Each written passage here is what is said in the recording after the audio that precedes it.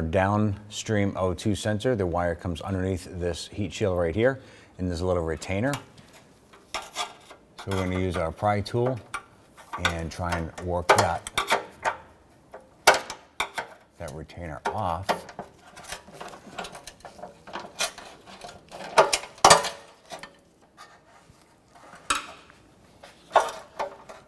Once we have that little button free, we're going to go ahead and try and pull this harness back.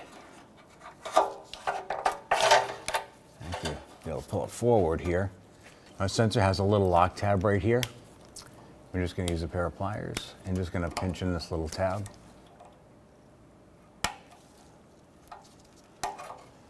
And pull out that little lock tab. Now I'm going to use a small pick. I'm going to get right underneath the front section here, lift up, disconnect our O2 sensor. I'm going to apply a little bit of rust penetrant around the edge of our oxygen sensor here and let that seep in for a little bit. Using a 7/8 wrench or a 22 millimeter wrench, I'm going to go ahead and loosen our oxygen sensor here.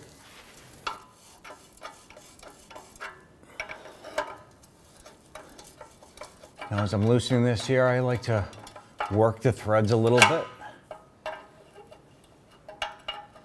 That sometimes helps the threads from stripping off of the oxygen sensor.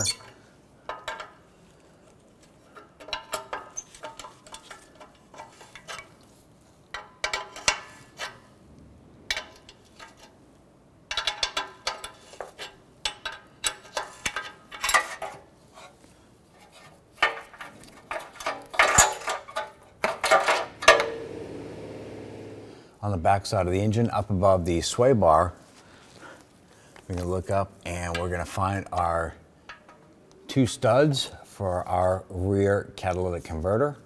We're going to use a 15 millimeter socket, a swivel, and a long extension. And we're going to loosen the nuts securing this to the exhaust manifold.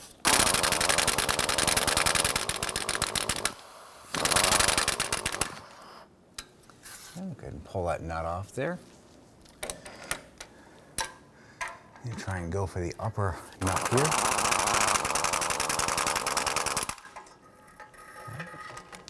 Go ahead and remove that nut there. What we're going to do is use a jack underneath the center of our exhaust to support the back half. And go ahead and pull off our rubber support hangers here.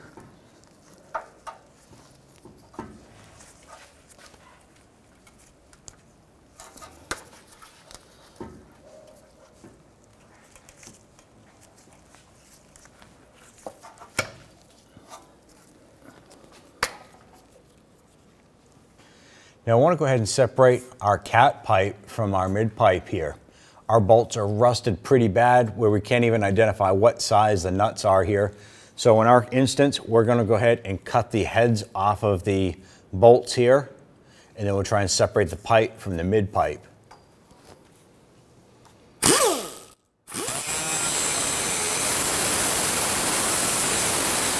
Now on this side here, we're able to grind off the head of the bolt where I can see the round part of the stud right here. This side here, we can't quite get our tool into it, so we're going to slowly lower down our exhaust. I'm going to try and release the cat from the exhaust manifold. This might allow us a little more room to get our tool into it.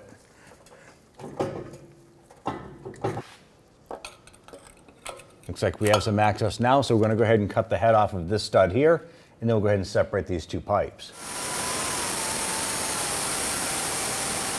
Now, if the head's ground off on here, we're going to use our hammer and we're going to try and separate the two pipes.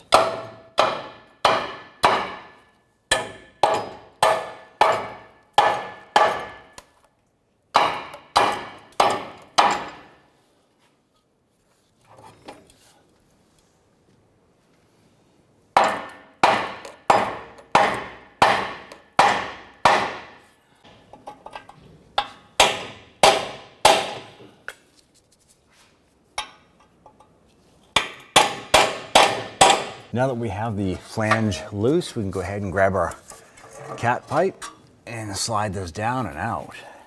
Remove the manifold to cat gasket.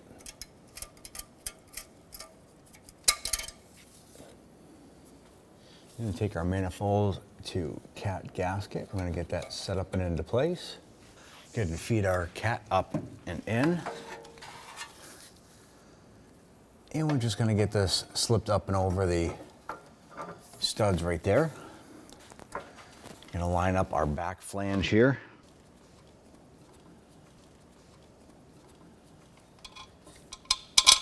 Put our bolts in, or at least one bolt. Hang the gasket.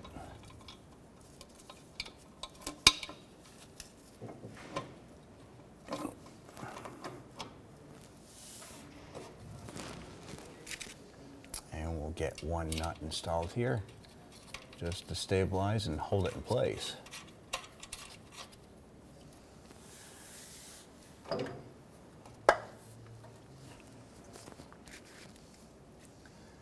Get that rear gasket, or the other gasket, or half in there.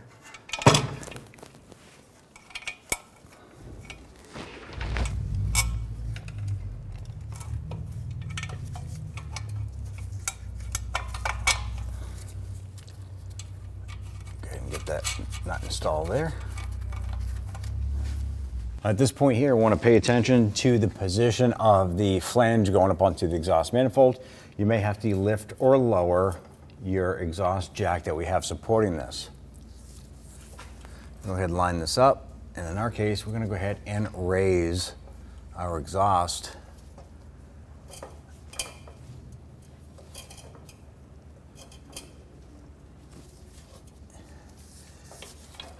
Get these studs lined up.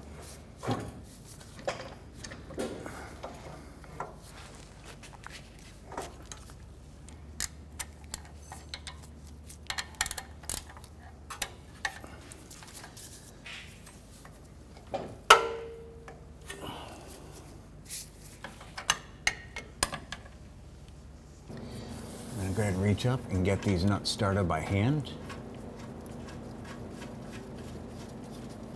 Now we did apply a little bit of anti-seize compound to those there to help slide them on easier, and I'm gonna go ahead and snug those down a little bit.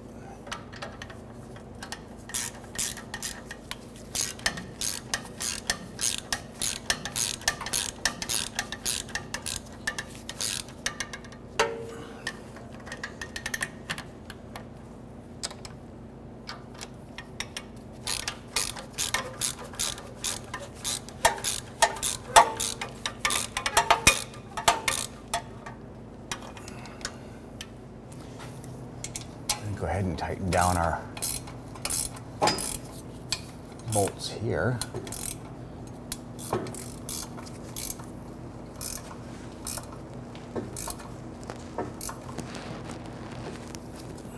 And just make sure they're both nice and snug.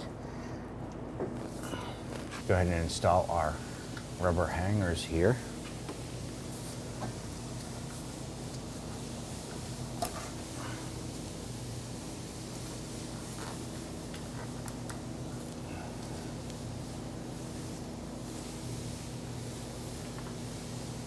And we could go ahead and remove our exhaust jack and pull that out. Let's go ahead and tighten down our exhaust manifold to cat bolts and nuts. Make sure those are nice and tight.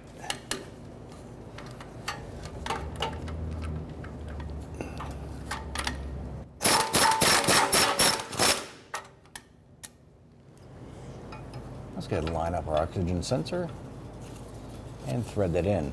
When doing so, you want to go ahead and spin the wires. You don't want these to bind up and break internally.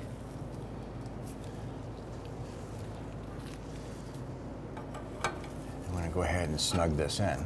Now, there is a crush washer here. You want to make sure that that is crushed and sealed.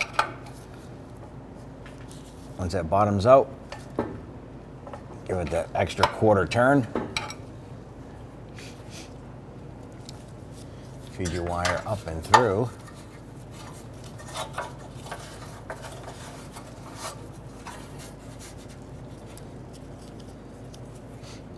Line up the harness,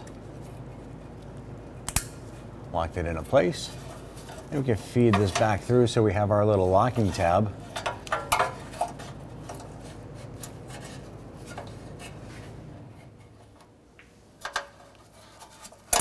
And press that in. Once that's locked in, you go ahead and wrap up your wire here. We're going to use our heat shield tab to just hold that wire in place.